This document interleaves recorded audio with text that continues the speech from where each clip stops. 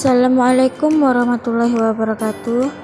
Bismillahirrahmanirrahim. Alhamdulillahirrabbilalamin.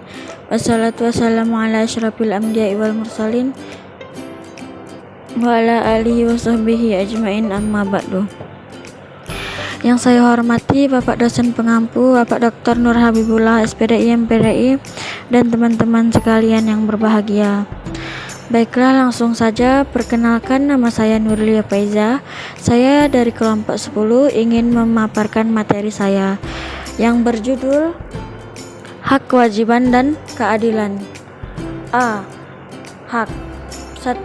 Pengertian. Hak dapat diartikan wewenang atau kekuasaan yang secara etis seseorang dapat mengerjakan, memiliki, meninggalkan, mempergunakan, atau menuntut sesuatu. Ulul kata al-haq dan dalam Al-Quran digunakan untuk 4 pengertian, yaitu 1. Untuk menunjukkan terhadap pelaku yang mengadakan sesuatu yang mengandung hikmah, seperti adanya Allah disebut sebagai al-haq karena dialah yang mengadakan sesuatu yang mengandung hikmah dan nilai bagi kehidupan. 2. Kata al-haq digunakan untuk menunjukkan kepada sesuatu yang diadakan yang mengandung hikmah, misalnya Allah Subhanahu wa Ta'ala menjadikan matahari dan bulan dengan al-haq, yakni mengandung hikmah bagi kehidupan. 3. Kata al-haq digunakan untuk menunjukkan keyakinan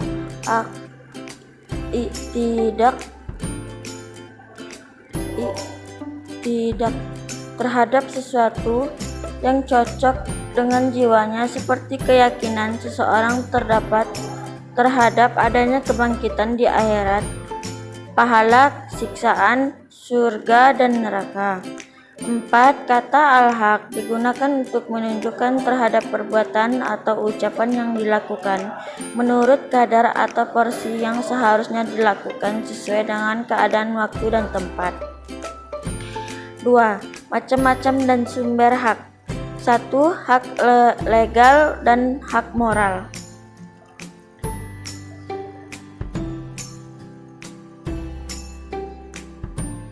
Hak legal adalah hak yang didasarkan pada hukum. Hak legal ini lebih banyak berbicara tentang hukum atau sosial. Hak moral adalah didasarkan atas prinsip atau peraturan etis saja. Hak moral lebih bersifat solidaritas atau individu. 2. Hak bersifat negatif. Jika saya bebas untuk melakukan sesuatu atau memiliki sesuatu, dalam arti orang lain tidak boleh menghindari saya untuk melakukan atau memiliki hal itu. Contoh, hak atas kehidupan. Hak positif adalah suatu hak yang bersifat positif. Jika saya berhak bahwa orang lain berbuat sesuatu untuk saya. Contoh, hak atas pendidikan, pelayanan, dan kesehatan. 2. Hak kasus dan hak umum. Hak kasus timbul dalam suatu relasi khusus atau beberapa manusia.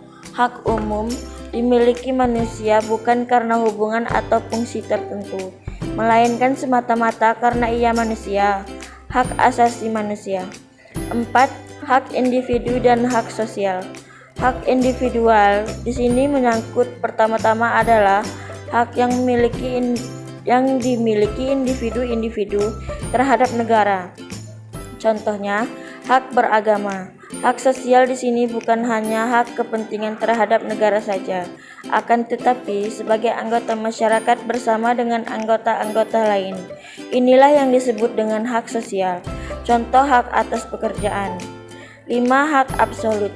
Hak yang bersifat absolut adalah suatu hak yang bersifat mutlak, tanpa pengecualian, berlaku di mana saja dengan tidak dipengaruhi oleh situasi keadaan. B. Kewajiban.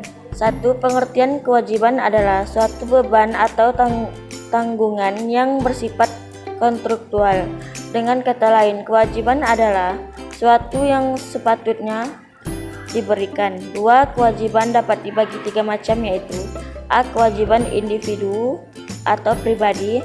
Maksudnya adalah bahwa individu memiliki kewajiban terhadap dirinya sendiri. Contoh, manusia sebagai individu perlu kesehatan. B. Kewajiban sosial atau masyarakat. Maksudnya kewajiban ada sebab manusia tidak bisa hidup menyendiri, dan masing-masing individu mempunyai kewajiban terhadap individu lain di alam masyarakat. Sebagai contoh adalah kewajiban tolong menolong antar sesama manusia. B. Kewajiban makhluk terhadap Allah.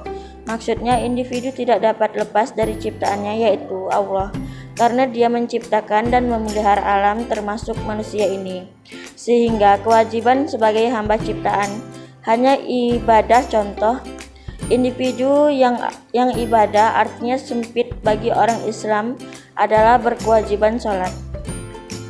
D. Kewajiban terbatas. Ialah yang mempertanggungjawabkannya kepada orang-orang yang sama dan tidak berbeda-beda. Dapat dijadikan undang-undang negeri seperti jangan membunuh dan mencuri. Kewajiban tidak terbatas. Kewajiban ini tidak dapat dibuat undang-undang karena bila ditentukan merugikan dengan kerugian yang besar, dan bila tidak ditentukan ukuran nama yang dikehendaki oleh kewajiban ini seperti kebajikan.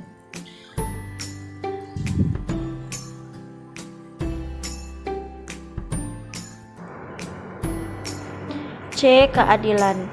Keadilan adalah kondisi kebenaran ideal secara moral mengenai suatu hal, baik menyangkut benda atau orang, atau meletakkan segala sesuatunya pada tempatnya. Dan menurut pandangan umum, keadilannya yaitu menjaga hak-hak orang lain. Baiklah, mungkin hanya itu yang bisa saya paparkan, kurang lebih mohon maaf. Wabillahi taufiq wal hidayah. Wassalamualaikum warahmatullahi wabarakatuh.